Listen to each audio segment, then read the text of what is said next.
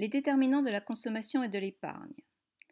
À l'origine, la consommation sert à satisfaire les besoins primaires des individus. On ne consommait que pour manger, pour boire, pour dormir, pour se protéger du froid, pour se protéger du chaud. On n'avait pas de besoins secondaires. Aujourd'hui, dans notre société de consommation, les principaux moteurs de la consommation ne sont plus liés à la satisfaction de ces besoins primaires.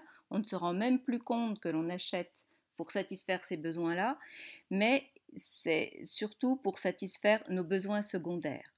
Les économistes l'ont bien compris, et d'ailleurs pas simplement les économistes, mais tous ceux qui produisent ont bien compris ces facteurs, et les économistes ont recensé ces fameux facteurs, ces fameux déterminants qui nous poussent à consommer ou à épargner, sachant que l'épargne, c'est bien ce qui reste une fois que l'on a consommé, et pas l'inverse. Faites bien attention, sinon c'est de la perversité. Ce n'est plus si on épargne avant de consommer, ce n'est plus dans la consommation normale, dans le comportement normal d'un individu.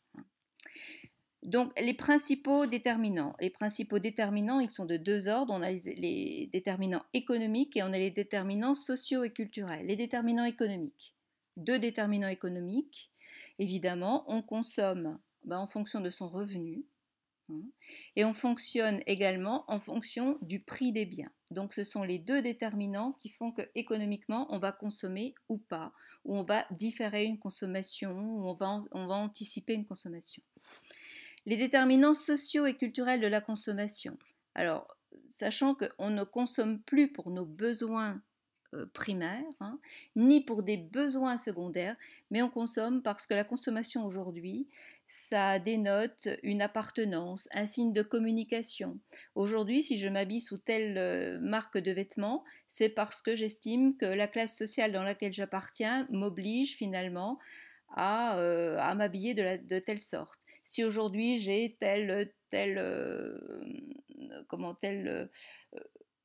appareil de communication, quel qu'il soit, un ordinateur, un téléphone, etc., et pas telle autre marque, c'est parce que la classe sociale dans laquelle je suis, le groupe dans lequel je suis, voilà, on m'oblige plus ou moins à consommer tel ou tel produit. C'est vrai pour les baskets, c'est vrai pour beaucoup de choses comme ça.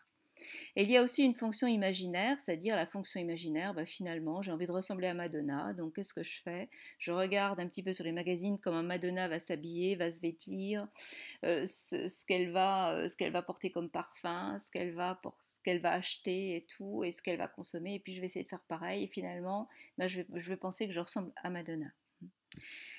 Alors, cette consommation, sachant que cette consommation est fortement stimulée donc par l'offre des biens par les producteurs, et c'est même les producteurs qui vont, grâce à la publicité en particulier, forcer finalement cette consommation-là.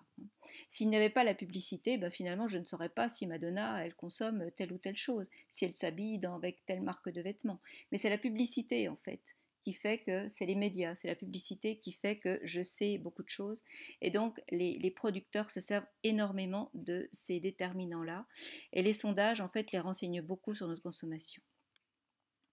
Alors une fois que j'ai consommé, donc j'épargne. Donc l'épargne, trois raisons qui peuvent me pousser à épargner. Tout d'abord la précaution, c'est vrai que je vais mettre un petit peu d'argent de côté. Pourquoi? Parce que j'ai peur d'un éventuel coup dur, une perte d'emploi ou autre chose. Donc finalement je vais mettre un petit peu d'argent de côté. On a aussi ce qu'on appelle l'épargne de confort, c'est-à-dire je voudrais bien m'acheter un nouveau canapé, je voudrais m'acheter quelque chose, un écran plat, je voudrais quelque chose.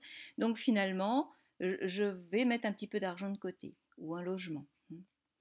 Et puis enfin, on épargne aussi pour autre chose, c'est pour faire croître le capital, c'est-à-dire je vais faire finalement progresser ma richesse, ma richesse. Donc là, il y a aussi toute la notion en fait de transmission du patrimoine dans cette épargne qui est spéculative et dans la transmission derrière que je pourrais en faire. Alors, comment les agents économiques anticipent-ils cette consommation? Donc, inconsciemment ou consciemment, l'agent économique fait ce qu'on appelle une analyse coût-avantage-risque et il anticipe donc sa consommation avec cette progression. Donc, les agents économiques anticipent ces faits futurs et adaptent leur comportement en conséquence.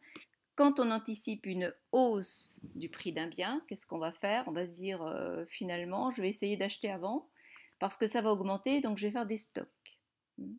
Et inversement, le vendeur, lui, s'il anticipe une hausse de prix, il va dire chouette, je vais pouvoir vendre un petit peu plus, donc moi je vais produire un petit peu plus.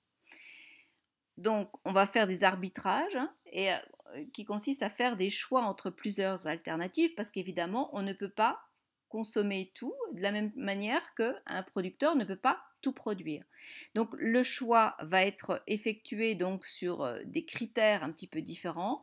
On va évaluer la rentabilité du placement, on va évaluer le degré de risque du placement, on va regarder finalement si ce que je consomme, finalement si j'en ai besoin ou pas. Donc on va faire un arbitrage, on va faire des choix entre la consommation, l'épargne, plein de choses, et on va finalement faire ce genre d'arbitrage-là. Les offreurs vont faire exactement la même chose. Les variations de prix peuvent mener à des effets contraires sur les comportements des différents agents économiques. C'est vrai que finalement, une hausse de prix, qu'est-ce que je vais faire s'il y a une hausse de prix? Qu'est-ce que je vais faire s'il y a une baisse de prix? Tout dépend évidemment si je peux trouver un substitut, si je ne vais pas trouver de substitut. Ça, c'est quelque chose dont j'ai déjà parlé dans un autre screencast qui est sur justement l'élasticité de la demande par rapport au prix. Dans tous les cas, les agents économiques analysent le coût de leurs décisions, l'avantage retiré et le risque encouru, alors sachant qu'on ne le fait pas de façon consciente, on fait ça de façon inconsciente. Et les agents éco ont tout intérêt à anticiper donc les conséquences de leurs décisions afin d'optimiser celles-ci. Alors oui, on optimise et c'est la même chose, on optimise de façon extrêmement inconsciente.